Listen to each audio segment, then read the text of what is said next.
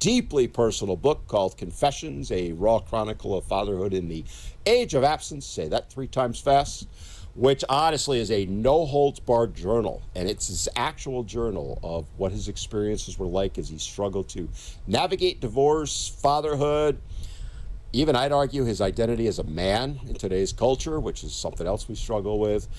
So we're going to talk about a lot of stuff, including the pain, the lessons, the hope that came out of it, and how it can help all of you. So without further ado, please let me welcome to the show Dr. Todd Bottom. Welcome to the show, Todd.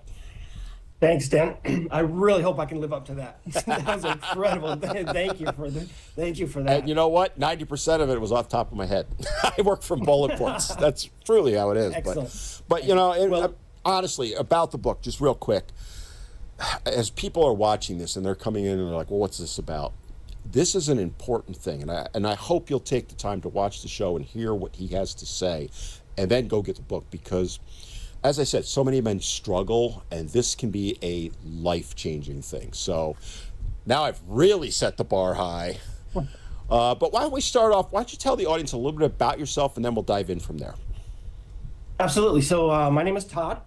I'm in Florida now, grew up in small towns, Illinois, in a low middle class home.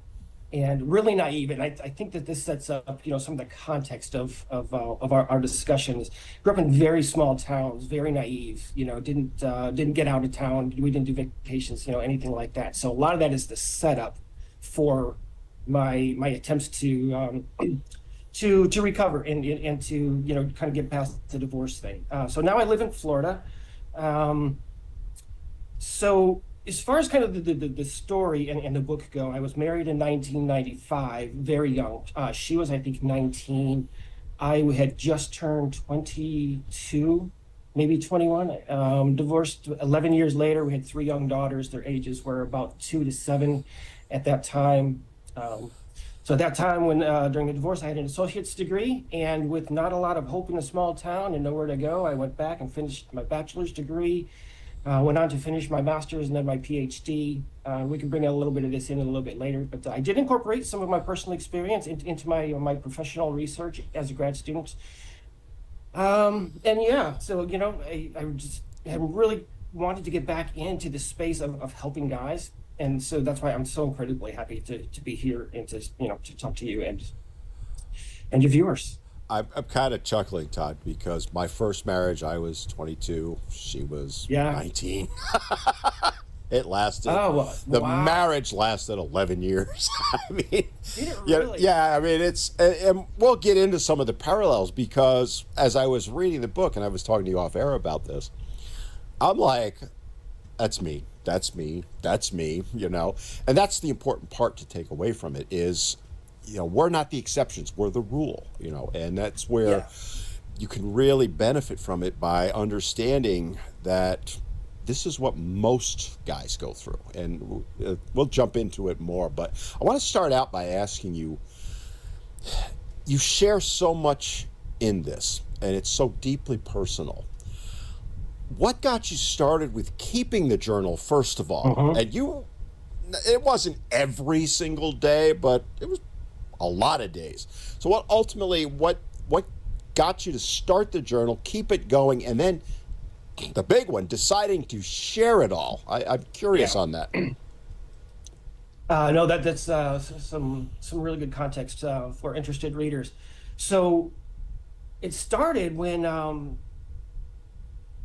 I was going to therapy. So this is during the separation, and I'll just set up a little bit of context here. So the journal starts during separation, and my reflection of the marriage, and there was her infidelity involved as well, and I just couldn't process it. I didn't know how. So I was in therapy, and one of the suggestions that this woman had was, because I wanted to meet more frequently.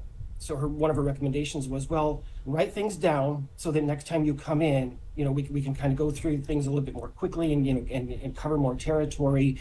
And then she recommended, well, those really painful parts in that process, why don't you reflect on those? So these were things that happened, a couple months prior, 3-4 months prior maybe.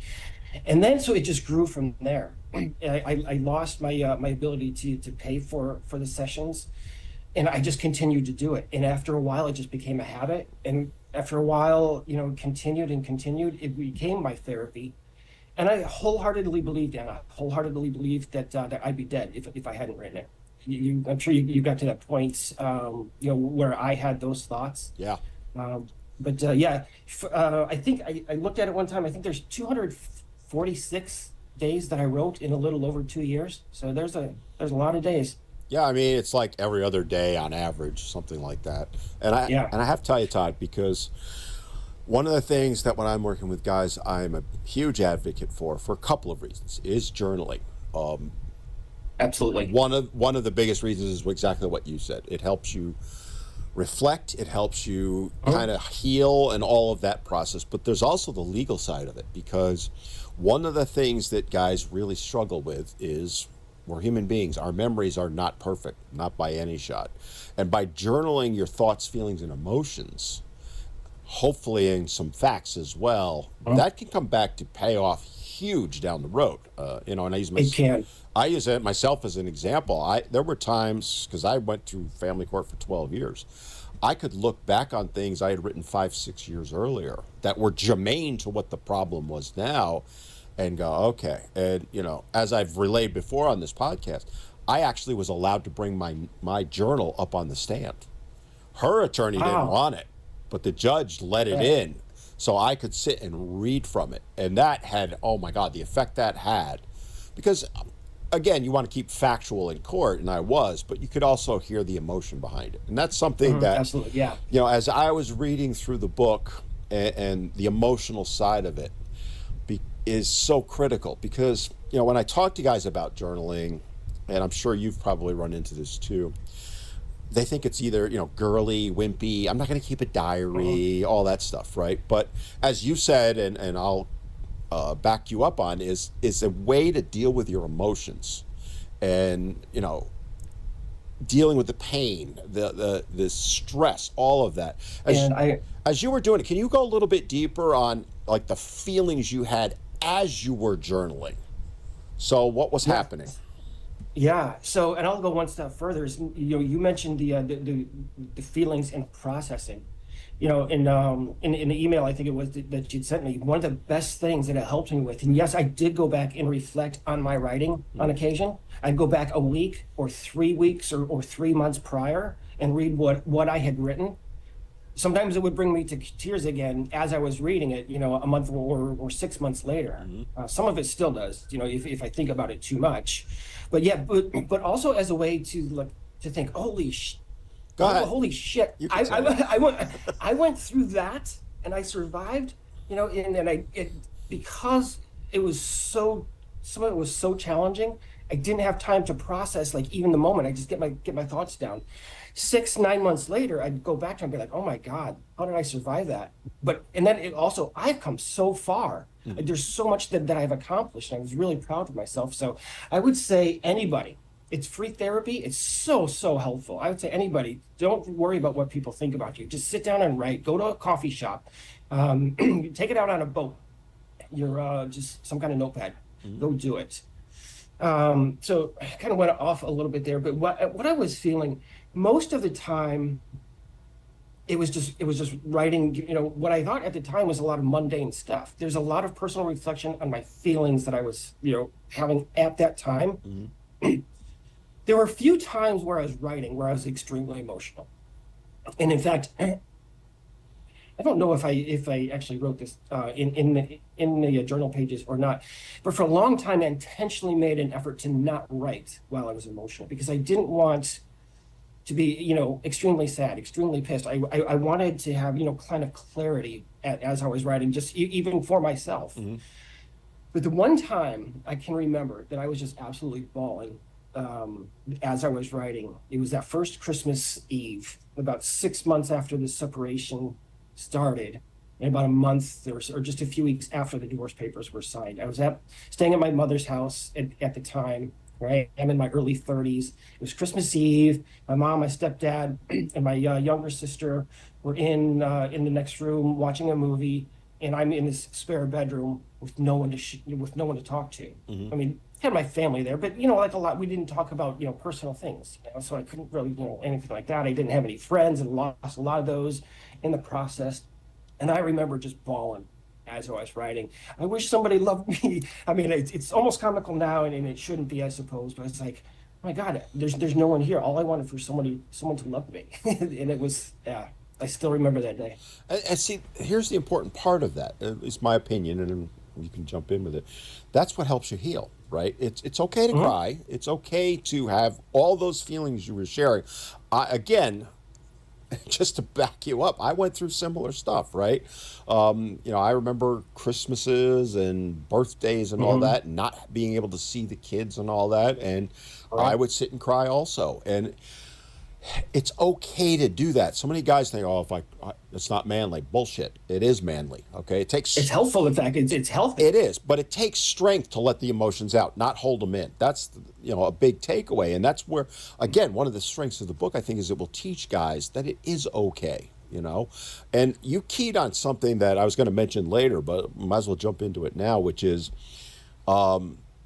being able to go back and read it weeks, days, months, years, maybe decades later Hmm. can have a tremendous boost on your ego in some ways, your confidence in many ways, because Absolutely. you, like you said it yourself, you survived this. And I've got all my journaling and all that. Mine were on 3.5 floppy disks. That's how long ago mine was. Oh boy, But I you did just aged yourself there, I Dan. just transferred them all over, and they're all digital on my computers now. But as I read back, because my stuff was in their mid 90s, as I read back through that stuff and realized that, you know what, I survived a hell of a lot, and it made me Yes. better, right? And that's the big takeaway. That's why I'm such a strong advocate for journaling, because you can go sit. I'm not a huge fan of therapy. I'm not going to lie.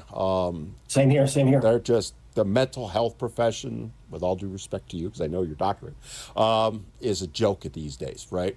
Um, but being able to see what you wrote and build on that and go, like you said yourself, sometimes it's embarrassing, sometimes it's cathartic, sometimes it's confidence building. It's all of that. You get to re-experience those emotions, but you're coming at it from a better place, I think. And those are key things, don't you agree? Absolutely. In fact, as I was getting this ready for for print, um, I realized the one day I pinpointed it to one day where I didn't change overnight, but I realized that I call it my fuck it day. It's the day that I realized, you know what? I'm done. I'm done with people. I'm done trying to satisfy others. I'm done listening to doing what other people want or think I should do. So that's one now 20 years later, Hmm. where I'm like, oh, well, probably 18 and 19 years later at this point. But I was like, oh my God, reflecting back, that makes so much sense. I wrote it on this day. And as I was, getting ready, putting this in paperback form, I was like, yep, now I can see the progression. I could tie it back to that one day. I was like, that makes so much sense. And that helps me out even now because it helps explain a lot of my personality, right? I can be abrasive at sometimes I understand that, but a lot of it is because of these experiences. I have no shame in saying that, but yeah, I mean, just reaching back and being, oh, that's what happened, that's why I'm now like this. Hmm. You can, yeah, it's wonderful. But it's a way that you can look back and assess your strengths, see your Hmm. weaknesses, and work on them. That's the whole Yeah. key with all of this, because you know, it's such an emotional time. And, you know, memory, as I said, is faulty. And we all know that, but we don't want to believe it, I think. I know this is what happened. Then you go back and read it on paper, or in my case, on a computer, Right, right. and you're like, oh, crap, I got that totally wrong. But, it helps you to kind of deal with it, and all that stuff. One of the things that I wanted to kind of go to in the very beginning of the book, like you said yourself, it was right at where you were thinking about separating and all of that, because this is where guys really struggle. So I want to make sure we touch on it. You know, because when I'm talking with these, I talk to some guys that are like, I think I'm going to file divorce, or I think she's going to. So they're going through what you were talking about in the very beginning of the book, right? All those struggles and, you know, the realization, and I was so powerful to me. I think my marriage is over, but I'm not sure. So Uh-huh. what all I kept, as I was reading through those pages, that's all I kept hearing, and I'm reliving also, by the way. Can you talk about, you know, when was the moment that because you kind of go through it, the whole process in the book, but that one moment when you realize your marriage not just might be over, but was over, and was the journaling and all your emotions, and that you were wrestling with all of that because you talk about it in the book. How did that all play out? Kind of talk about that a little bit. Yeah, I don't know. I don't think that realization came at a singular point. It came over, in very, very small doses over the course of about 6 months or more, probably closer to nine. I do recall the exact night in considerable detail when I realized that there was a problem, and it's actually one of the it's just some of the writing in the journal in the book, and that was she was having many many behavioral changes, and I started to realize, man, what's going on? Like she's out, for work all the time, sometimes not coming home until 1 or 2 o'clock in the morning. And again, I was so naive. I should have known 3 months prior. I'm like, okay, well, I just believe what she tells me. Okay. Then I remember saying at one point, we were sitting in the living room after she got home late at night, and I said, I'm really worried about this marriage. And she said, you should be. And that's when I was like, oh my God. I had no idea it was like that. So that's when I sort of really started to get worried. But the whole realizing, this is done, this is over. There's no going back. There's no fixing it, anything like that. That came in such small doses, for me, over about 9 months, that there's no really point where I got to that. I'm like, that sudden realization. But yeah, in a lot of ways, I think that made it tougher. And I'm sure you recall, having read it, I was like, man, I just wish she would tell me, are you going to stay? Yes. Are you Yeah. going to go? Ah, just leave. I wish you'd just do it. If you're going to do it, leave me alone, or let me go. But that Yeah, see, it was Todd, frustrating. that's the interesting part, right? So my situation was a little bit different in the sense that I had the similarities where my ex was. Now, mind you, she was an optician, so she worked in a mall. The mall closed at 9. She wouldn't get home till midnight sometimes. I was working late, Hmm. and stupid me believed it. Right? You're living. Yeah, I absolutely. was living in denial. I think it's fair to say you probably were too. But when you're sitting there in the moment, you can understand why that happens, and so many guys deal with that. For me, though, the finality of when I knew it happened was when I came home one day and the house was empty. Literally, I mean, there was a mattress, a pillow, and my blanket. That was it. Yeah, So, that's very so different than that was a mine. little different than Oh yours, wow. but in your case, though, one of the things that struck me also was you discussed many times over, I don't know how many days it was, but as you were journaling, the struggle to make that decision, and you you almost wanted her to make it for you, I think is fair to say, which is something most guys do, by the way, right? It's not a Hmm. judgment, it's just a reality. But then Hmm. you ultimately made the decision to go and live with your mom, which again, that's something many guys just won't do, right? Because they feel Well, guilt and all that. Go ahead. if I could correct it, I wouldn't say it was my decision to. Okay. It Okay. was like it was 3 months of us, like I would stay at a friend's, for 3 days, and then I'd come home, and we would switch, alternate, staying in the house and with others, and nothing was changing. Nothing was, there was no progress. There was no progress. I was smart enough, like, I wasn't so naive that I thought she was going to just like leave and and the kids would stay with me in the house. I'm like, I would never thought that. I was like, nothing's working. Mhm. So, rather than this, I mean, I'll be honest, one of the things I was afraid of is she's just going to change the locks anyway. And say, I don't know whether they could have been some type of abuse claim, anything like that. I thought, you know what, the way for this to peacefully end is for me to just go stay with family. Hmm. So it wasn't necessarily, it certainly wasn't something I wanted. I guess you could say it was a decision, but I guess I bet that resonates with a lot of people as well. Oh, absolutely it will, because again, this is what guys struggle with, right?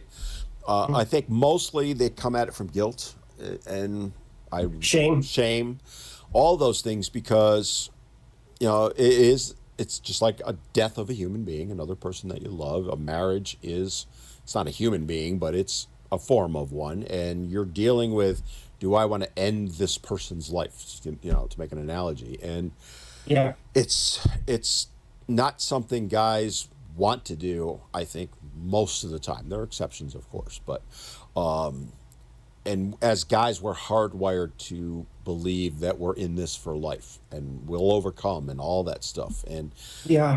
when you introduce children into the mix, which you dealt with and I dealt with, that takes it to a whole other level, because we know the realities of what's going to happen if we chose to leave, right? So we kind of want to put the decision on her.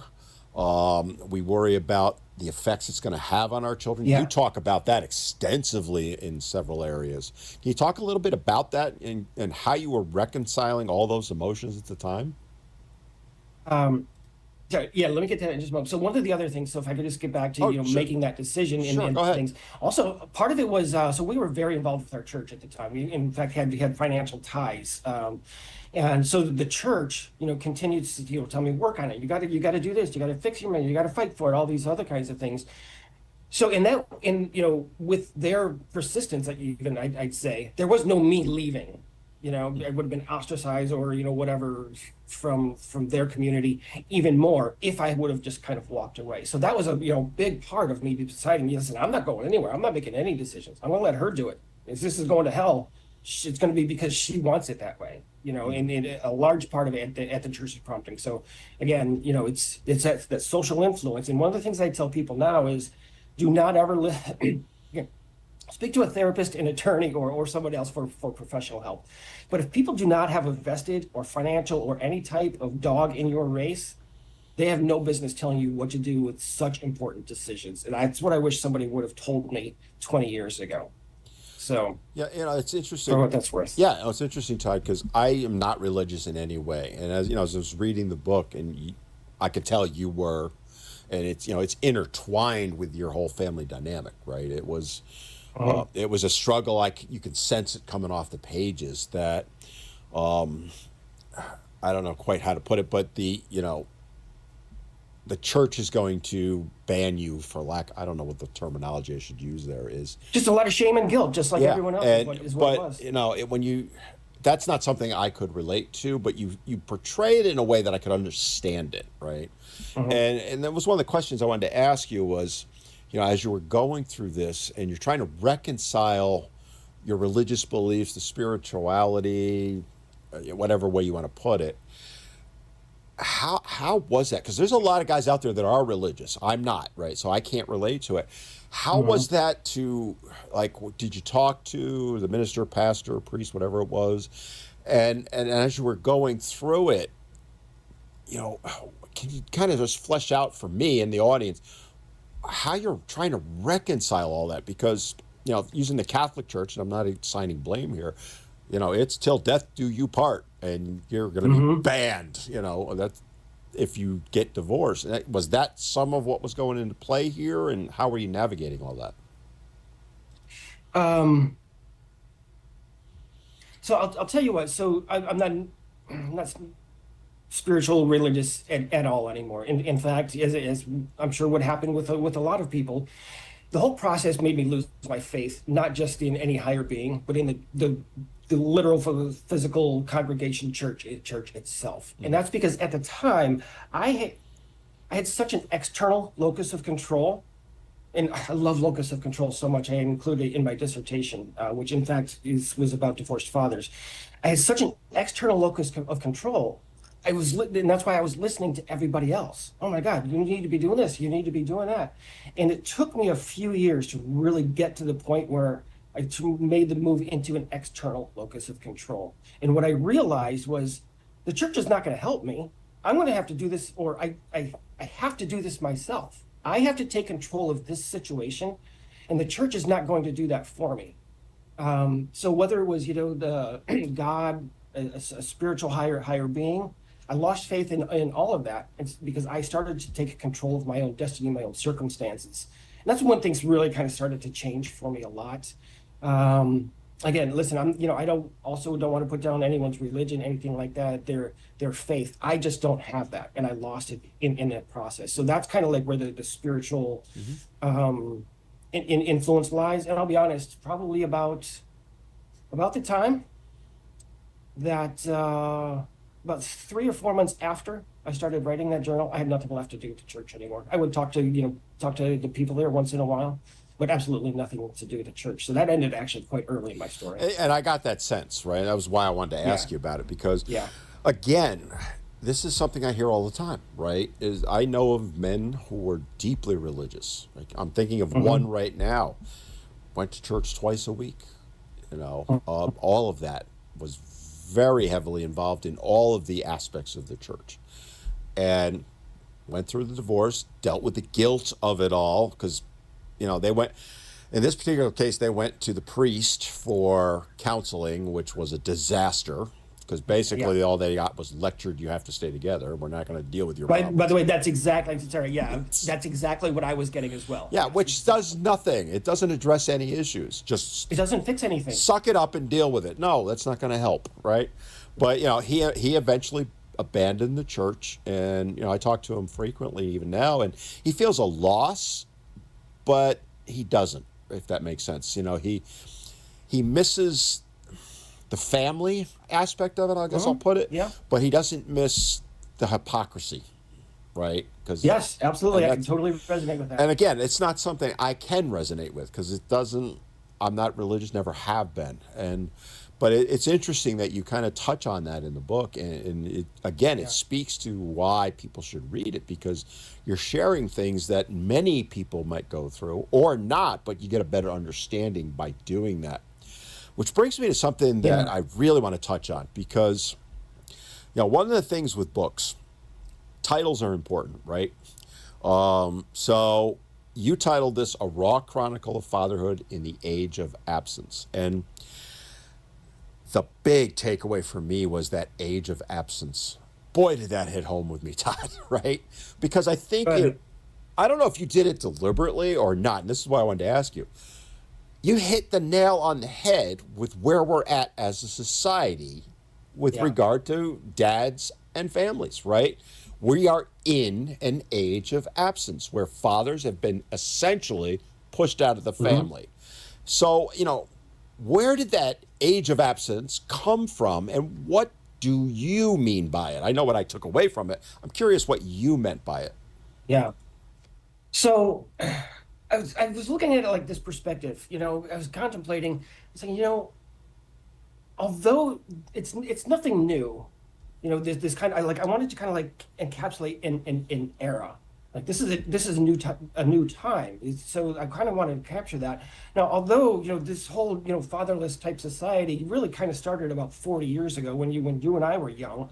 We you and I, were the Gen X, were the first generation really to start growing up without fathers in our house. Now, I had a stepdad who was absolutely, totally, emotionally, verbally absent. But so I wanted to capture that, even though it started quite a while ago. Our generation, those of us in our 40s, 50s, and maybe 60s, are the first ones to reach, this age without having that person in our house. So I just kind of like, I don't know, maybe somewhat explicitly kind of put that into the context that, like, listen, this is something new. It's and the absence part was, yeah, it is absence. And I was hoping that there was maybe just a little bit of contradiction in there. Yeah, it's absence, It's but here's absence. why. Yeah. I mean, that was what I was taking away from it, right? It's that, you know, it got me thinking about the things you just mentioned, right? So I'm actually a boomer, okay, a proud one, Okay. tail end boomer. But, my generation, your generation, and the subsequent ones, we are the first generations really ever that have gone through this. I mean, we're talking Hmm? hundreds of thousands of millions of years of evolution and family dynamics and tribes and all that stuff. And they blew it all apart basically starting ish 1970s, right? So Yes. now we're seeing the results of that and how fatherhood has changed, how the family dynamics have changed. And the data is indisputable. It's failed. This is a failure. I think back, I think what it's going to be like 200, 300 years from now when they look back at this era and go, what the hell were they thinking? It's kind of like we're going to I be, hope so. you know, I it's hope they kind of do. like we I hope look, we have that course correction. yeah, we kind of look back now, and we think about, well, they were using leeches to solve cancer or whatever, right? That's crazy. I think it's going to be the same thing. And, when we look at the polarization that's occurred, and I don't mean just politically, I'm talking between the sexes, throughout Hmm. all of our society, it permeates through everything. It all directly goes to that mindset change that we're going to just get dad out of the house. But I want to kind of ask you a little bit more about that is, you know, as you're looking back and seeing all this and seeing the results, how do you think fatherhood has changed, in the sense that it is an absence now? And what are the cultural forces that are pushing it even more so now? Because I think it's on steroids at this point. Oh, yes. So, I mean, how things have changed. Listen, I don't know if this is exactly what you're looking at. I will say, how things have changed in the last 25 years since I wrote or since I started writing this journal. Um, One of the reasons it was so challenging for me, and I'm sure for you as well, is because there were no resource sources at that time. There was nowhere online. There were no YouTubes, where we could go and hear stories of other guys. No one was writing books, or anything like that to support guys. There was nowhere to go. At least now, for all of its negativity and one thing at least that guys have now is they do have those resources online. They can reach out in a matter of minutes and find somewhere to get some type of support or someone to listen to them. Hmm. So that's a positive aspect that we've had in the last 20 years. It was so freaking challenging having nowhere to go 20 years ago. There was nothing online. Um, I mean, you and your viewers know, and are very, very well familiar with, the changes in the damages that fatherlessness does, and I always put that in quotes. But we're finally now seeing what happens when 30, 40, 50 years ago, women no longer stay with their husbands. Hmm. Now, and maybe that's part of what's going on right now, where these young men that are in their 20s and 30s now, they're like, dude, I want no part of that. That might be part, it might not just be the TikTok wars. It might have something like, my dad went through this, screw that. Oh, It's never gonna Todd, happen to I me. think that is 90% of it. I really Mhm. do because when I talk to these kids in their late teens, 20s, even into their early to mid 30s, that's exactly what they're saying. I saw what my dad went through, my uncle, my brother, my father, whatever. I am not going through that. And, that's not good for society. It really, I mean, it's going to end society, in my opinion. But it touches on what you're talking about, right? Is that boys in particular, and by boys I mean late teens to early 20s, because they're not really men yet. Sorry, guys. You don't become a man, so to speak, really, until you've experienced things, and that takes a few years. But anyway, what they're dealing with is that they've seen too much, so to speak, right? And Mhm. they're walking away, not just from relationships, but from society. They're abandoning the Mhm. workforce. They're abandoning academia. They don't go to school anymore. They sit home, play video games, and they're happy. This is the thing that people don't understand is they're actually happy. I'm not saying it's perfect. There's a lot of negatives, don't Mhm. get me wrong, but generally speaking, they're for them. I would say make the argument they're not really happy, and I'm sure you Well, might haven't too. you seen the news, Dan? They're lonely. They're lonely, they're We've miserable, got they're an sad. epidemic going on. But yet I Oh have Lord. literally, it's funny because I'll do videos on the male loneliness epidemic and how it was brought out of a magazine article, but it was in Psychology Today. Yeah, there's no scientific basis behind it, right? That's actually, if I could give you kudos, that's actually one of your videos that got me hooked on your content. And now, I didn't tell you this off air. Now, every morning when I wake up, the first thing I do is I go out on my balcony, open up my laptop with my coffee, and I watch Dan. Oh, I think you go live at 6 o'clock every yeah, morning. I You and generally I sit, post at 6 a.m. Yeah. you and I have coffee on my balcony every morning for anywhere from 5 to 28 minutes every morning. And You that's didn't know that. that's funny, Todd, because I do the same thing with other creators. Exact same thing. Yeah. But it's when you talk to these boys and men, they genuinely believe they're happy. And again, that's now. Down the road, they may change, and I understand that. But it speaks to the impact that all of this is having on society, men in general. And we're circling back to how divorce affects men and specifically fathers emotionally and socially. And you touch on a lot of that in the book. It just pours off the pages, the emotions you're dealing with. And I want to kind of go into that a little bit more. As you were writing, I mean, you can just the first few pages, the pain just comes right off the pages. It's just there.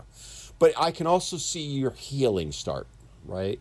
And get better and better. And you got back into school and how that helped you and all that. Not saying you weren't struggling. You certainly were.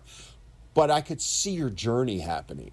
So can you talk a little bit about, the effects it was having on you as a man, but more importantly as a father, and then how that journey kind of moved along? Because this is the key point, I think, in the book. So the journey was very, very tough. I made a commitment to myself when I was like, you know what, if this marriage is not going to work, if I'm not going to live in a home with my children, I'm going to go to school. And if I go to school, I'm not going to stop until I get the highest degree I can earn. One of the major reasons that I did that was to be an example to my daughters, who again were very young at that time. They were like 2, 3, and 7, something like that. But as I continued to go, I did start to get a little bit more of the confidence, and I'm glad to hear that it kind of resonated in the pages. After a while, it got to be like, holy crap, I can actually do this. Mm-hmm. I'm a first generation college student, and their mother never has still, I believe to this day, has never taken a single college class. So that was a lot of my motivation as well. My oldest now has finished her bachelor's degree.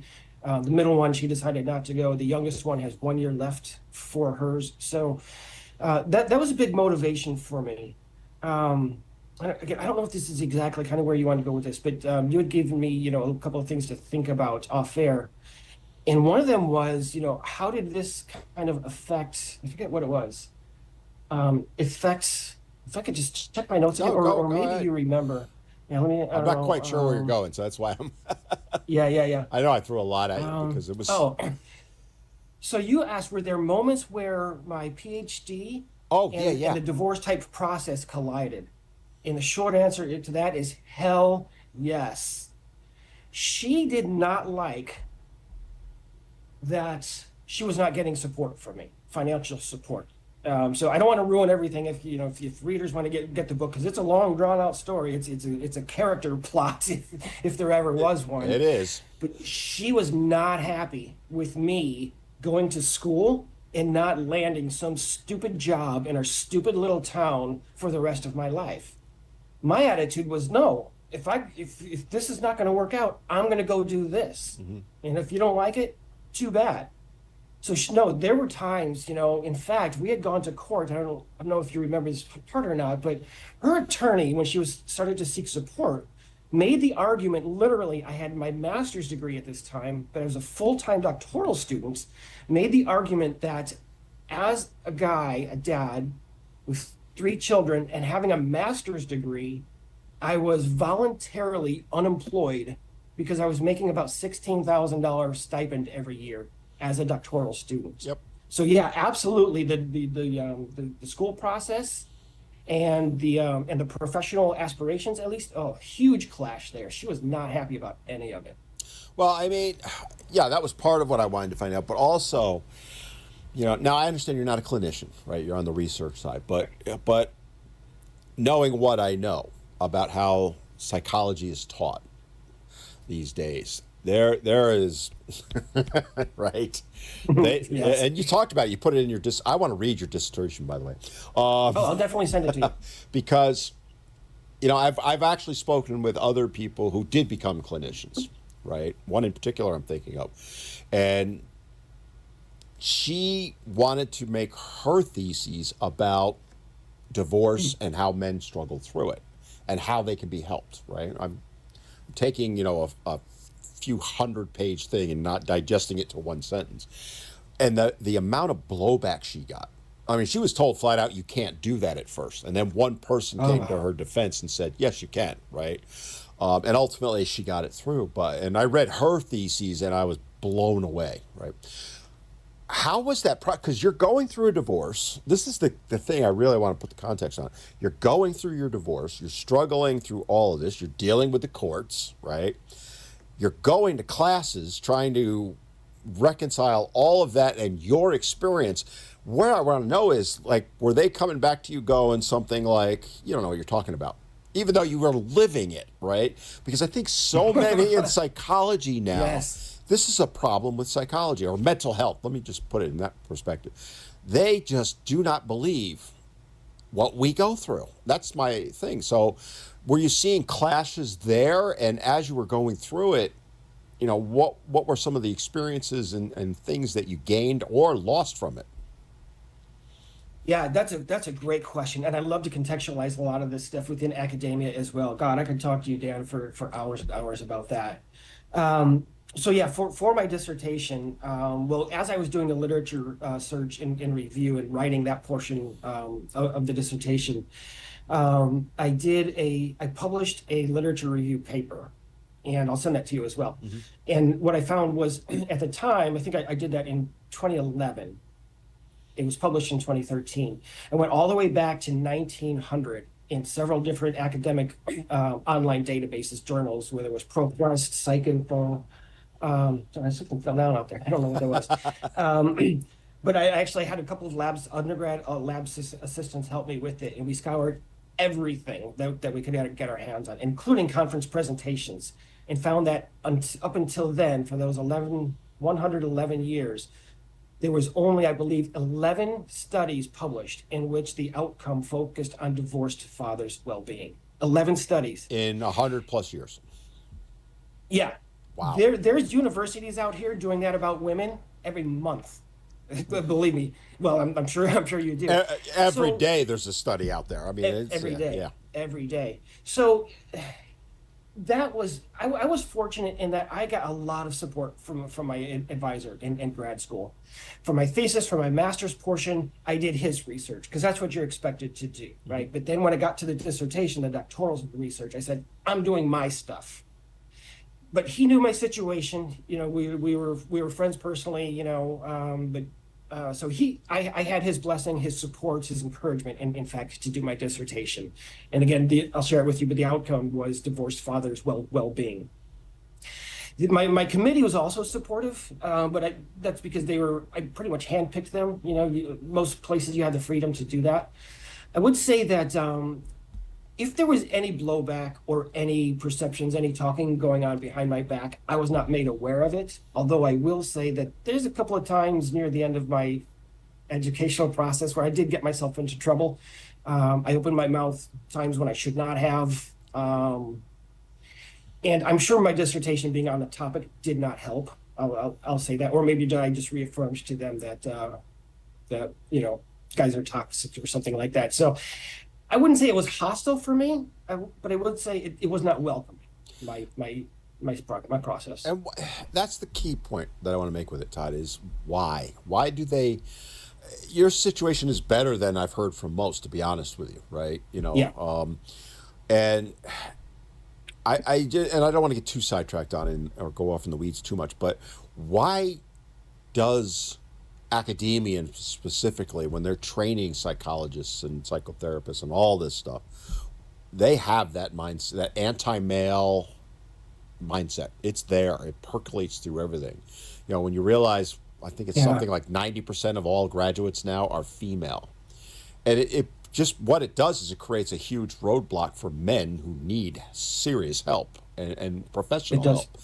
help. Why do you think they are that way? Is because the standard answer you'll always hear is, well, feminism has just taken control. And yeah, I'll grant that. But what, the perception I have, I'm old, okay, is that academia, like you were talking about going through the process and you were getting in trouble because of certain things, I would say that should be welcomed, right? When I went to school, I went to as a non-religious person, I went to a Catholic college, okay? The best class I Mhm. ever had was in philosophy, and it was a friar who was running it. And I battled him tooth and nail on every single thing he was talking about. I sat in front of the room, and him and I we would tear up the whole class, just him and I going at it.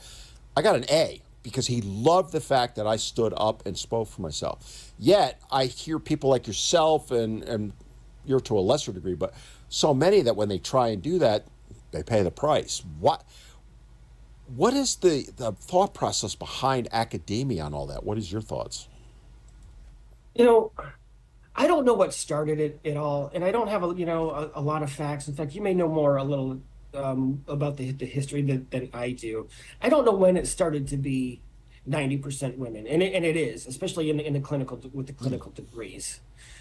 But I will say, hey, we're at a point now that it's not helpful, it's not welcoming, and it is, in fact, I would say hostile for most men to be in or to earn clinical degrees. Um, I wonder also if a lot of it has to do with funding, right? So some of these professors, especially if they're at larger prestigious universities, if they're getting funding for their research, there's no funding for helping men. In fact, I write it in I think the preface in the book. Hmm. There's no money in helping men, Yeah, only in you did shaming them. mention that. Yeah.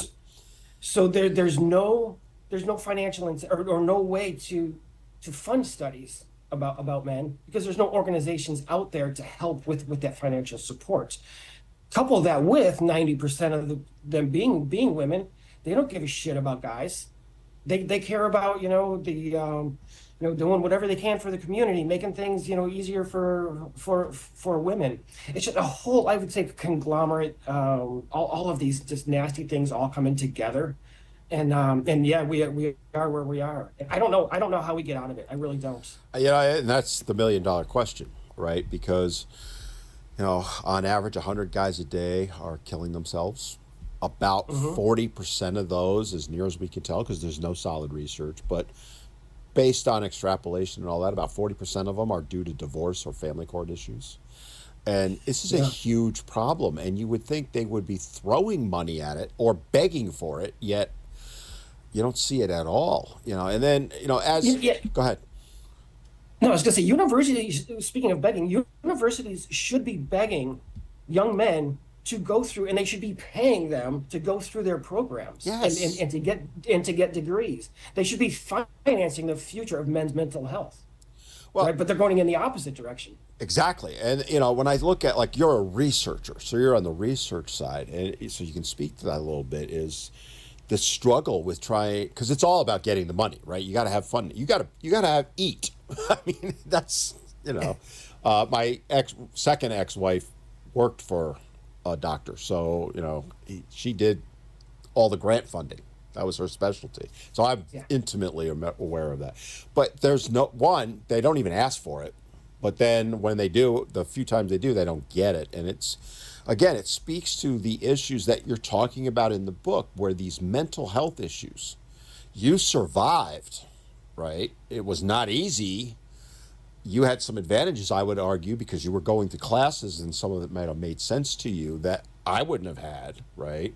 But so many guys don't have anything and they sit and struggle. And then, God, so many of them, unfortunately, choose the ultimate end and there's no Yeah. coming back from that. And it pisses me off uh, to a certain extent, but it breaks my heart more than anything that academia just doesn't recognize it, both in as far as psychology, both the clinical and the research side. It's just it's sad we're here, and yet 100 men a day. That's 36,000 men a year.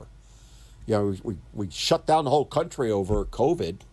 And Right, I'm not getting right, into the politics on it, but more men have died in the last 20 years from mental health issues by a mile than COVID. right.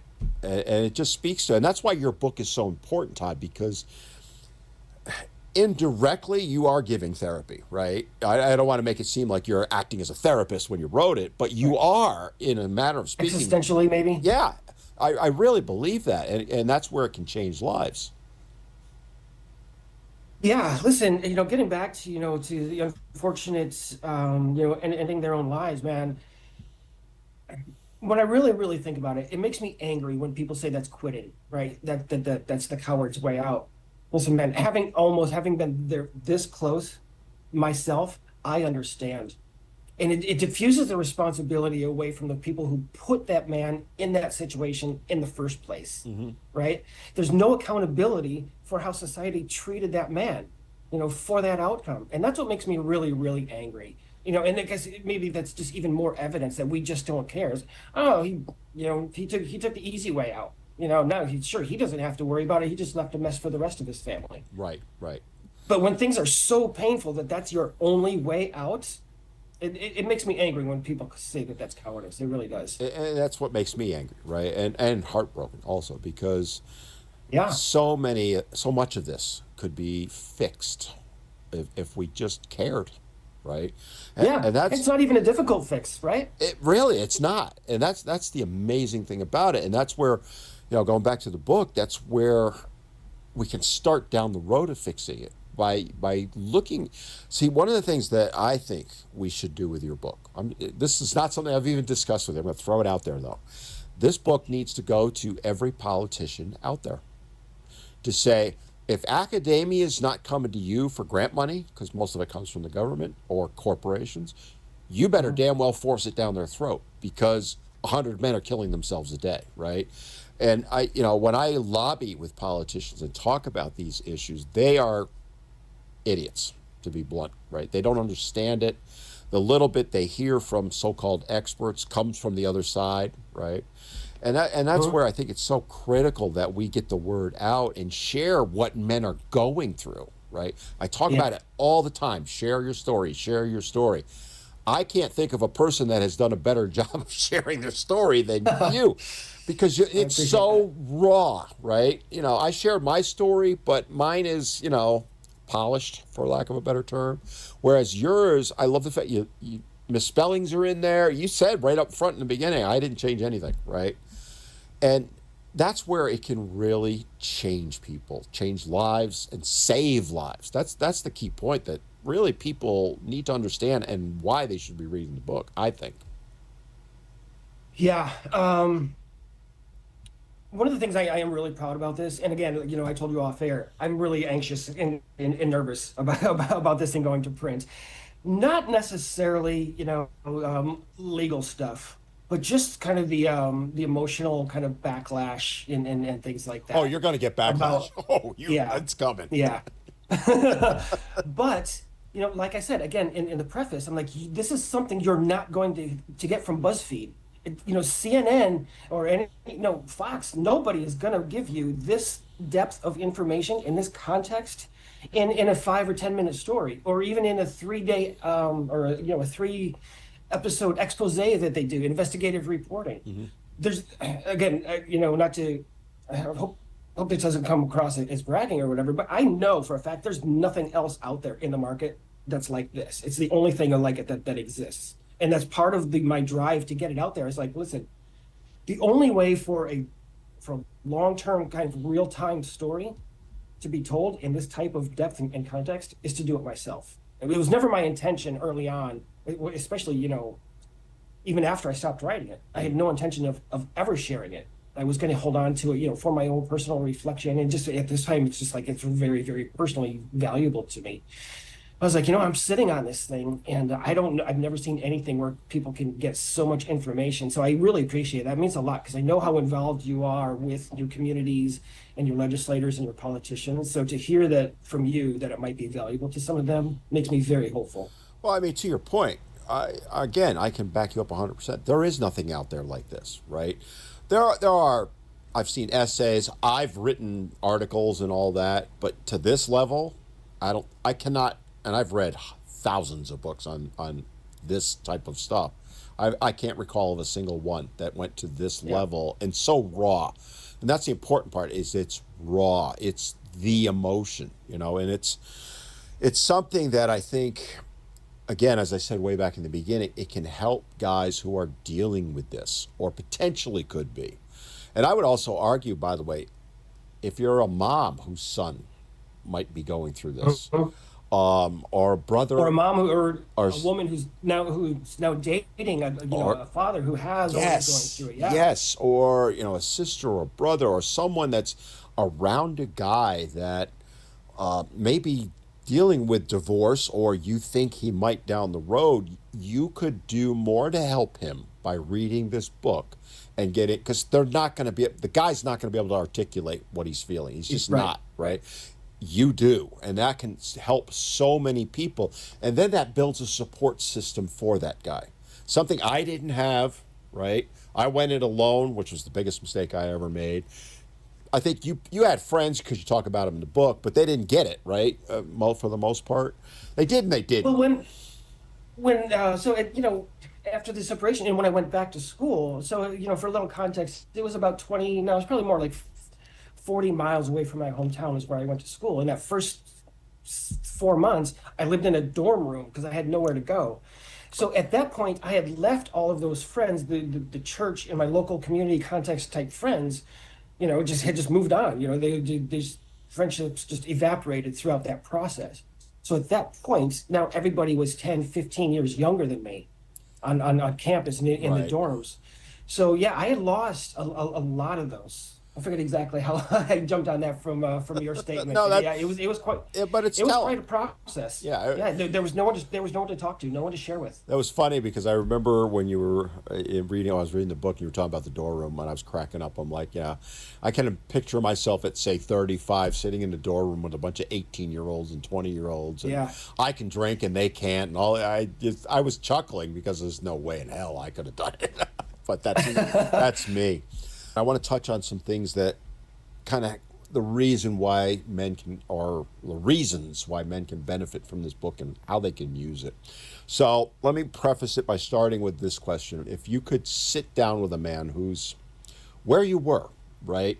At the very beginning of the book, where you were struggling with the enormity of it all and wondering, is this the end of my marriage? What is going to happen and all that? If you were sitting down with a man who was at that point, facing, say, a failed marriage or whatever, what would you say to him? And then taking it further, how can the book help him? Yeah, I mean, I'm going to toot my own horn here, but I know you're an advocate of this, as you mentioned just a little while ago. I would say if you're going through it, or you think you might be headed down that road, if you already know that your marriage is in shambles, whether it can be fixed or not, and you got nowhere to go, I say start writing. Go to the dollar store, pick yourself a couple of. All of mine was those black and white composition books for $1. Start writing. Can walk yourself down to the park, whatever you got to do. Get use that as your emotional punching bag or puke bag, whatever you got to do. Yeah. It was so good for me. I can't recommend it highly enough. But I would also, and this is one of the things that still frustrates me to this day, Dan, is I was given such bad advice or whatever, told what to do by people, and by that I mean mainly the church and the pastor and the elders there, about you got to fix it, you got to fix it and everything else. What I needed at that point was for somebody to sit down with me and tell me, listen, dude, there's a good chance, a very, very good chance that this ends poorly. You need to start preparing now. Mm-hmm. Stop doing all of the trying to fix it crap. Start planning your future and feel okay about it. It was not your decision to end this, so you don't need permission to go do what you need to do to fix yourself. That's what I would tell guys. But listen, one of the notes that I made, from from your message earlier is, one thing I would say is, guys, if you're not going to leave, but you feel trapped, if you feel like your marriage just, isn't, you're not improving, but, you don't want to leave and you don't think she's going to, go find something to do that makes you happy, that you can dive into, whether it's learning how to fish, rebuilding engines, getting a pilot's license, writing your own book. If that's where you are and you're stuck and you're not going to leave, the least you could do for yourself is to give your life purpose if she's not going to help you give it. That's what I needed somebody to tell me at the time, and I think that's what I would say to other guys. And it drove you to get a PhD. It did. I was very driven for a while. It's not something I could ever do. I call you guys professional students for a reason, and I say that with love. Don't no. No, I loved being a student. But I did not mind it one bit. Yeah, I mean, it's who you were, and it gave you the impetus to get that done. And now you can look back and say, for all the struggles that I went through and all the pain, this is what was one of the results of it, and that's a pretty damn good thing and something to be proud of, I think. I wanted to ask you about a couple other things, Todd, real quick. So, one of the struggles that came across during the book many times was how you were viewing yourself as a father, right? You talk about in the book, how's this going to hurt my kids? And you knew from prior history, we kind of touched on it earlier, and all of that. And so, it keeps guys in bad relationships. It's the number one reason men stay, is they don't want to lose their kids, right? They don't want to be marginalized, disconnected from them. And you were struggling through it. It comes out of all the pages. What do you say to those guys? How has it worked out for you, I guess is the way I'll put it. It was a real struggle, and as you said, and I know it was not just a 2-month phase out of the almost nearly 2.5 years that I wrote. It was constant. It was month after month. I was writing, I don't know what this means. I hope my daughters don't hate me for leaving. Because you never know what they're hearing when they're with the other parent. Right. And with them being such a young age, I couldn't have conversations with them when they're 5, 8, 12 years old. So what I did was, I just kept hoping and wondering, God, I hope that they're okay. I hope they don't hate me when they get older. I hope I'm doing the right thing. I don't know what to do. Mm-hmm. And you'll even see in there those letters that I wrote to each of them. Yep. That was never shared with them. That was just what I wanted to write to them. They were not old enough at that time, to get a letter like that, Mm-hmm. So no, I've never shared that with them. You always wonder. We all do. And hopefully this is part of the normalizing process for a lot of guys, is you don't know what they know. But right. I can guarantee you that they don't know 90% of what I wrote over the course of almost 2.5 years. They have no idea what I did for and what I did and why I did it. So I don't want to push it on them, but it's out there if they want it. But the key point, Todd, is I was someone who was estranged from my father. My mother alienated me as best she could. Same with my stepsister, with her father. I wish to God, I can't express enough, I wish I had a book like yours from my dad. Because really? Even though we reconciled later, I actually lived with him, from 16 till just about 20. But we never rebuilt our relationship because he, and I'm speaking for him because he never expressed it to me. I think he was so hurt by it all and what had happened, he couldn't come out of that, right? And he was an alcoholic because of it. I have no doubt. If I had had a book like that, I think it would have helped me heal so much faster.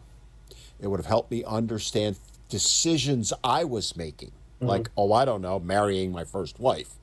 That were because I married my mother in the first time. I really did, right? And oh boy! Had I had a book like yours, and gotten a better understanding of how my dad was feeling, what he was thinking, what he was going through, I think it would have changed my life. And that's why I think it's so critical. And a lot of guys are never going to do what you did, But that's where, again, reading the book can give you a better understanding because your story is not unique to you. That's a key thing that people need to understand. It's my story also, as we've talked about.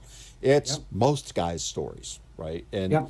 This is all of us. it is Yeah. all of us. It really is. Sure, specific finite details might not be the same. I don't have a PhD, but you probably didn't work 30 years in computers either, right? So who cares? Right. None of that matters. What matters is what we were feeling and the emotion that we had. And that's the key to the whole thing. So I applaud you for writing it and sharing all that. Uh, as we wind things down, I got two questions left. One, I want to ask you, knowing what you know now, having done all of this, having getting ready to release it to the public, how has it changed you and made you who you are now as far as things like being a partner, father, friend, relationships with people? I will say this. So one of the things that I told myself early on, and I still hold on, it's almost a mantra to me still, almost 20 years later. I tell myself I will never ever be in a situation again in which people have so much influence or control over my life, whether that's friends, dating, and I've told women that I've dated. Um, we would talk about future, and anything like that. I said, listen, just so you know, whether it's my finances, my living arrangements, anything like that, I will never ever put myself in a situation where it can all be taken away.